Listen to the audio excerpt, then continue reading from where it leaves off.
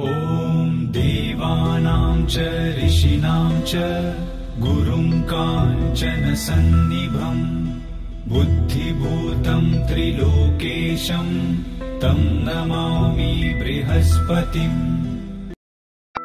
ॐ देवानां च ऋषीणां च गुरुं काञ्चन सन्निभं बुद्धिभूतं त्रिलोकेशं तं नमामि बृहस्पतिम्।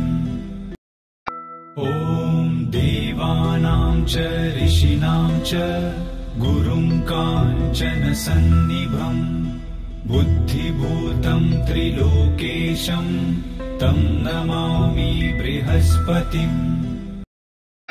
ॐ देवानां च ऋषीणां च गुरुं काञ्चन सन्निभं बुद्धिभूतं त्रिलोकेशं तं नमामि बृहस्पतिम्।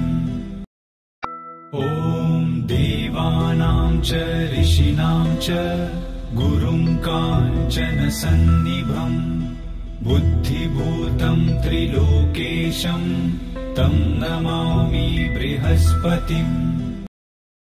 ॐ देवानां च ऋषीणां च गुरुं काञ्चन सन्निभं बुद्धिभूतं त्रिलोकेशं तं नमामि बृहस्पतिम्।